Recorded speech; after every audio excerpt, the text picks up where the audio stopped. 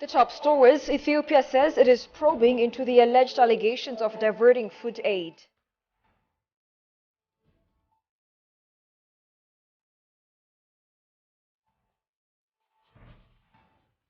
And NATO conducts its largest ever European air drills.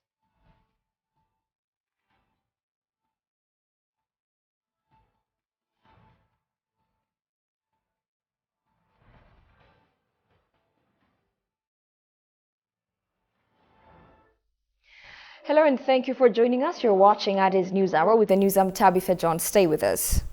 A month after postponing help to the war-torn Tigray area, the United States Agency for International Development, USAID, has announced it is stopping food aid to all of Ethiopia due to unlawful diversion. Ethiopia, for its part, made it clear to the international community that it is probing into the alleged allegations of diverting food aid. It says conclusive judgments could only be reached after inquiry. Take a listen to this. መንግስት ተፈጠረ የተባለውን የሰብአዊ እርዳታ አቅጣጫ የማስቀየር The government firmly believes that what matters more than the frivolous and responsible cries over aid diversion is saving the lives of millions in need of food aid. What is even more outrageous is that Ethiopia alone is implicated in the aid diversion. We're doing everything we can to bring those involved in this heinous crime to justice. የሪፎርም እቅድ አካል አድርጎ According to the Minister for Government Communications Service, the USAID and WFP chose to lay all the blame on the Ethiopian government, regional entities, and even some private flour traders, adding the theft accusation fails to corroborate any of its claims that aid food was indeed prevented by these entities from reaching the most vulnerable. According to Tulu, the accusations do not even remotely square with the reality on the ground and have never been substantiated. ይሁን እንጂ የምርመራ ስራውና Addis Ababa seeks to underline that this indeed is a countrywide diversion scheme primarily targeting donor-funded food commodities, and no doubt constitutes a coordinated and criminal scheme. However, the mudslinging and name-calling by the USAID is disheartening. Ethiopia remains committed to working closely with RCN and humanitarian partners and local stakeholders to bring about unfettered access to humanitarian aid or high-risk operational contexts.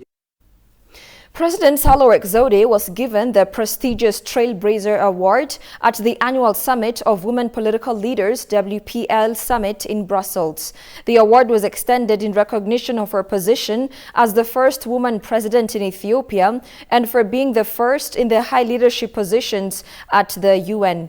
During the ceremony, the president said she's dedicating the award to the courageous and brave women of Ethiopia, those in IDP camps, female combatants she visited in hospitals, so eager to go back to school, women who now have to take care of their family as a single parent, and all the talented women that bring hope to the country. The WPL Trailblazer Awards recognizes both incumbent and former women presidents and prime ministers who are breaking political glass ceilings and reaching the highest level of leadership around the world.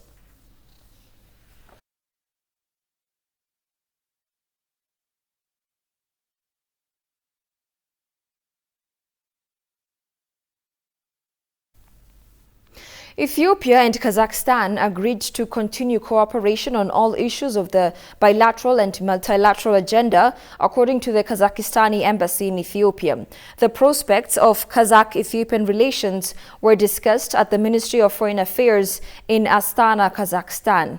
Director of the Middle East and Africa Department with the Ministry of Foreign Affairs of Kazakhstan, Askar Shokibayev, and Deputy Head of Mission of Ethiopia to Kazakhstan with permanent residence in Ankara, Turkey, Ambassador Muliye Tarakan held a meeting. During the meeting, held in the format of a courtesy call visit, the parties discussed topical issues of the bilateral agenda of cooperation between Kazakhstan and Ethiopia, the embassy said. In particular, the parties highly appreciated political cooperation and discussed plans to hold a second round of political consultations in 2023.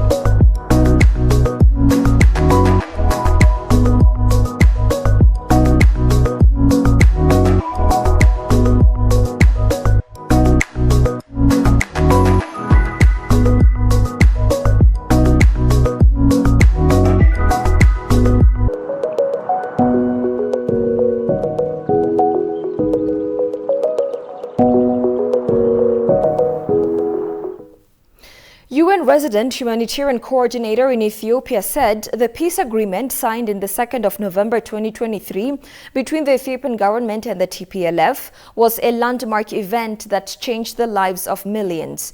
The coordinator, Catherine Sozi, underscored that improving the livelihoods of citizens in Ethiopia entails transforming vulnerable communities through available resources. Goshu Meliso takes it from here.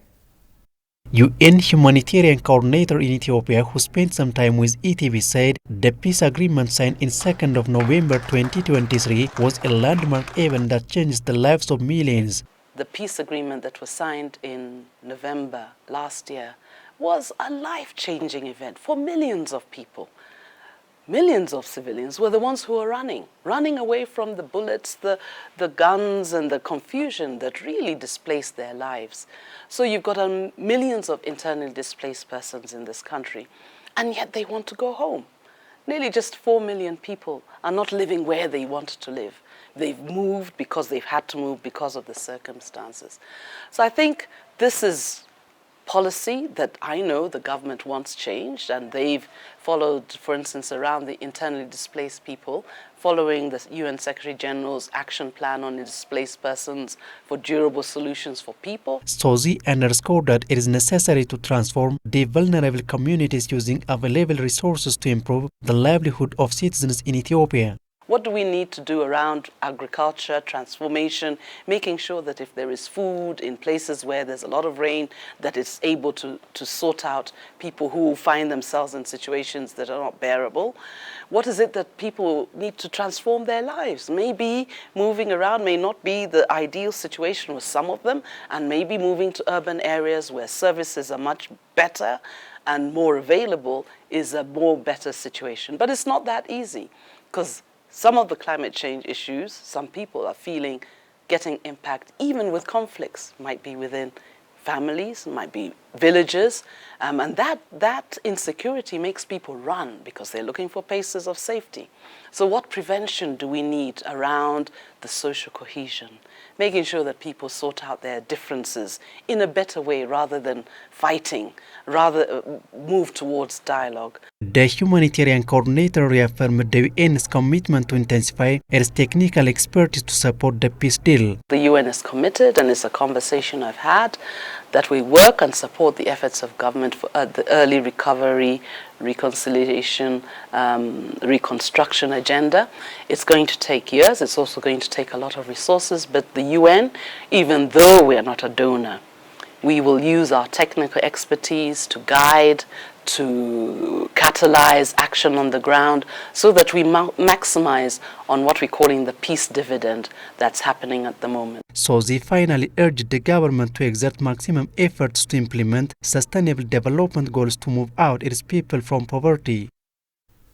The subject of Pan-Africanism is one that remains as important today as it was many years ago.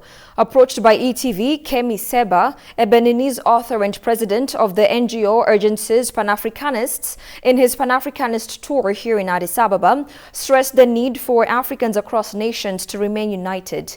Tigis Sarnesa has the following report.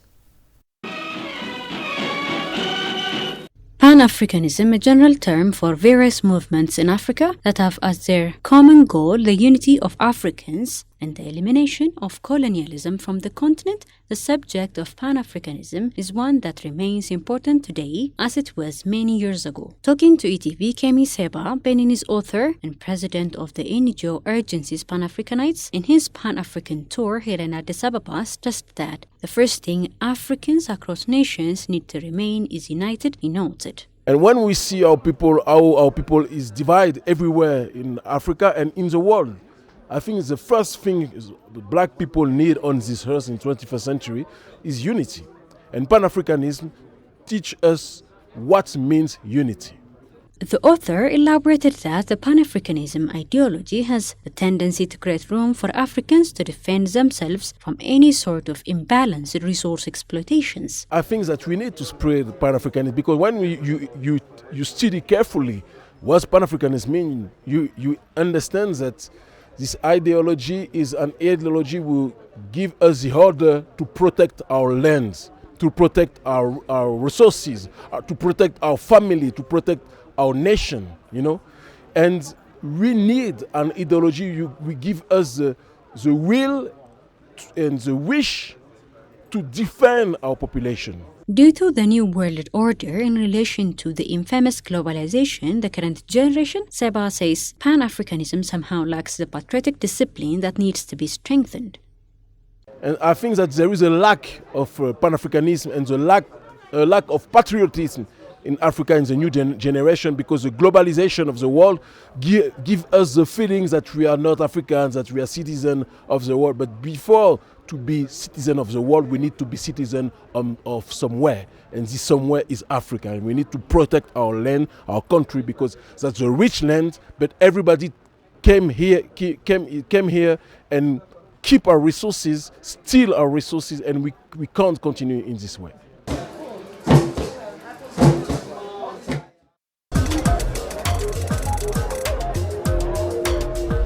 Neo-colonizers, lukewarm Pan-Africanists, visionless Pan-Africanists, the visionless leaders who claim with their mouth that they are Pan-Africanists, but they are not. The great Pan-Africanist and great speaker, the distinguished son of Africa. People like Nyerere, people like Kaunda, people like Ahmed Ben Bella, even to a certain extent, people like Haile Selassie when they were convening in Addis Ababa. These were dedicated leaders. Who is to blame here, Prof? There should be an extraordinary meeting of the African Union with only one agenda: to resolve all the ongoing conflicts.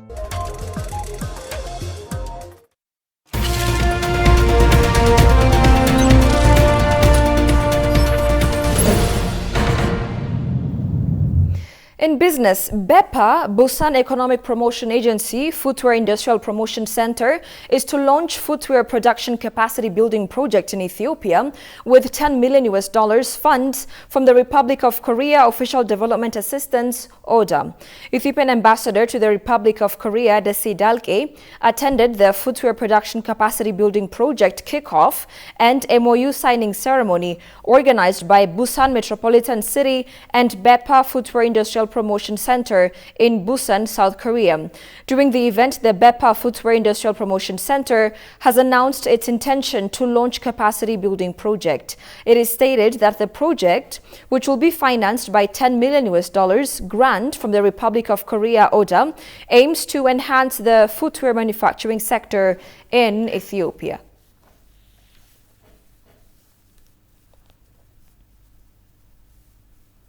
The joint Chinese-Japanese metal industry, Woda Metal Industry PLC, announced plans to move a manufacturing center from China and supply products to Ethiopia and neighboring countries. General Manager of Woda, Stephen Chui, told the Ethiopian news agency that his company, which entered the Ethiopian market back in 2016, has started production of towers and cables for domestic market last year. Shagao Yamata brings us up to speed. The Woda Metal Industry, which launched production of towers and cables for domestic market last year, includes products like steel tower, aluminium conductor cable, as well as a facility for galvanization. The company has over 15 years tower manufacturing experience and is a global supplier to world-class telecom and power operators. Woda General Manager Stephen Ku told the Ethiopian news agency that in Ethiopia, the company has already invested around $32 million for building its own industrial park that will be completed with a capital of $95 million. If we can start fully our capacity, we can save over $200 million for this country from the importing, because we only import some of the raw materials. Since we are exporting today from China to the surrounding countries, so we can bring our manufacturing center to Ethiopia from China to supply from here. Then we start generating the foreign currency. So this is our plan. The general manager stated that the market is attractive not only for steel towers and cables, but also for other products like smart device, electrical vehicles, tracking systems, battery, and the tire business. We're actually now exporting from a headquarters in China, from China, to Ethiopia, to Kenya, to the whole Eastern Africa countries. The reason we start from local is because this country, for the products like a tower, cable, are 100% importing before we started our production. So that is very much cutting the foreign currency from this country. So first we have to stop that bleeding of the foreign currency.